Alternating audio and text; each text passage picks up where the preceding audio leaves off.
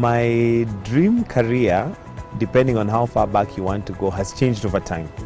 When I was very young, at some point I wanted to be a policeman. At some point I wanted to be a rally driver because I love cars and I love fast cars. My wife keeps complaining that I drive too fast, but anyway, that's a story for another day. And then I eventually wanted to become an electrical engineer, which is what I did in campus. And I wanted to study electronics. I studied electronics for a bit, and I thought that was what I really wanted to do until the career that I think I was cut out for found me, and that was later in life. But yes, in terms of progression, policeman, rally driver, electrical engineer, and I'm not doing any of those right now.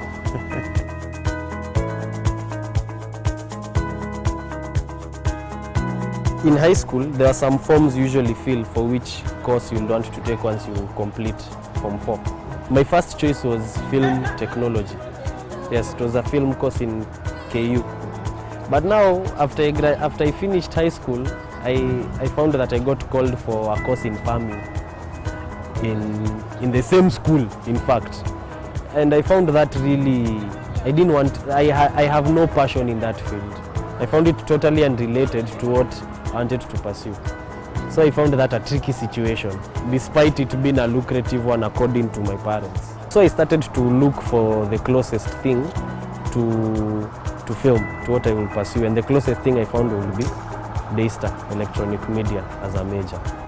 Their dream careers keep changing from age to age. When they are all young, they'll tell you they want to be teachers.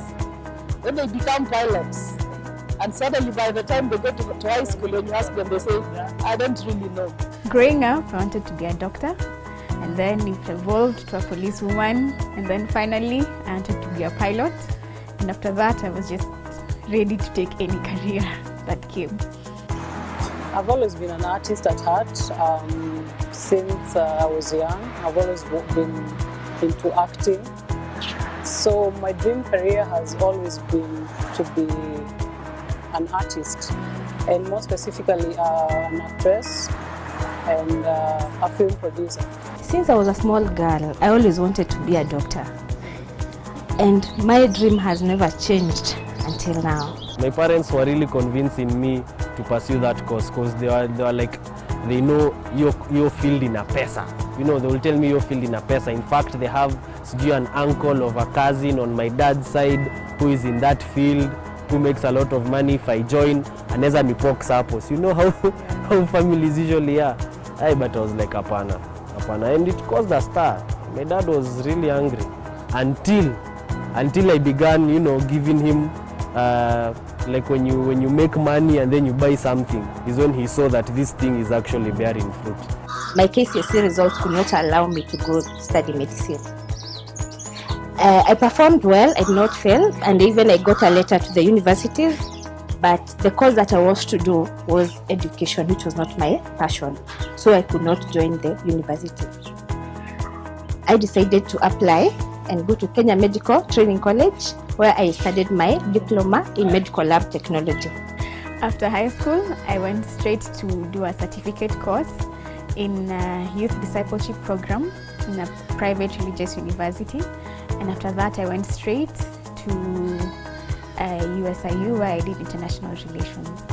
So after high school, I went to Catholic University to pursue Bachelor of Commerce. It was my mom's choice. So when I got out of high school, she already knew it in her mind what the career path that she would like me to follow. So that's why I ended up there doing Bachelor of Commerce, because that was her dream for me. What I do now grew onto me, and over time I realized that I love this more than electrical engineering. When I was going to do electrical engineering, I was doing it as a career that I thought was good because, one, I knew engineers are good, you know, it's a good title to have. Number two, I was under the notion that an electrical engineer probably earns a good salary. And who doesn't want to earn a good salary? I also had the support of my parents and my father specifically, because he was a scientist, and he was very keen on making sure that I have a career that I can dependable on. So those were the reasons. However, what I think was the passion in me was completely different, and the passion in me was to communicate. I'm a communicator by nature, and when I was growing up, that was not a career that I even knew existed. I knew news anchors to be just those guys on TV. I didn't know how you get there. I didn't know it was a career. I thought maybe you're just meant to be good in English, for example. But over time, let me say by accident, got into a communication company, which was a radio station, and that's where now I began to think, wait, I think this is really what I enjoy doing. It comes naturally to me, and at the end of the day, it also can pay bills. So I thought, yeah, why not? After I graduated with a degree in international relations, I went straight into baking, which I had already started before that. In the middle of my coursework, I discovered I have a passion in baking, and I pursued it. And that's what I decided to do after university. It took a while for me to change from Bachelor of Commerce to what I'm doing now. Mainly because my mom and I are very close, so I could not imagine breaking her heart and telling her that, you know what, Mom, I can't do this course that you chose for me.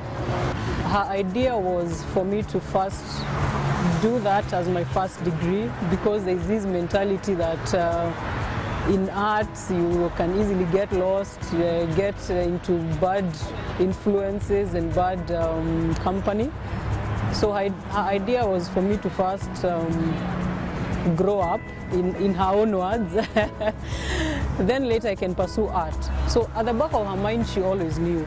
So eventually, when I managed to gather enough courage, I just approached her, and she accepted, because it was nothing strange. It was something that she always knew. My mom was very, very supportive at the point. That was 2 years into my studies.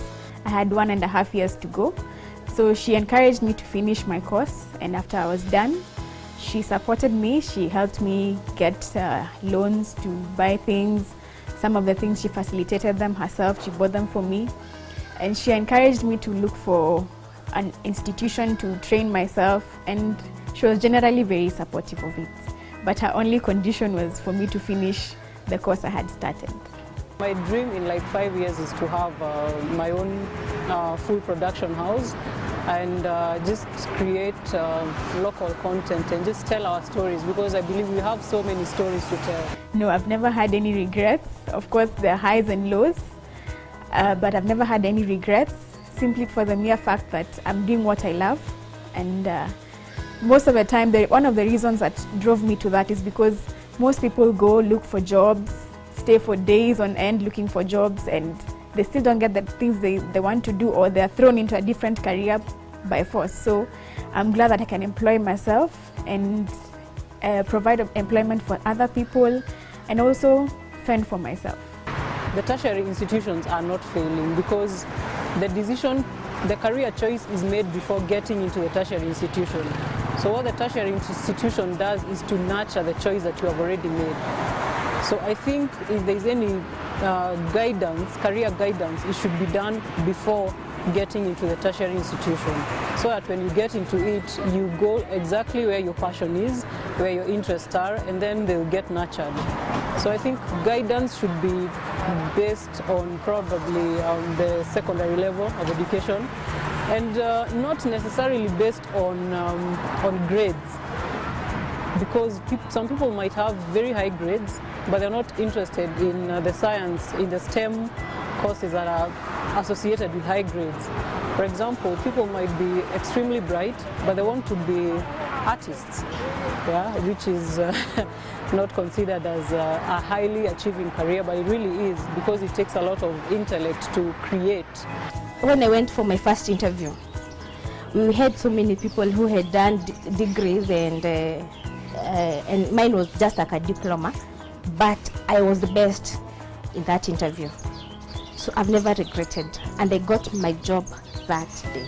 Whenever I go anywhere and I introduce myself as a baker, people always want to hear that I'm doing that as a side business, or they assume that it's a side hustle, or what else are you doing, you know.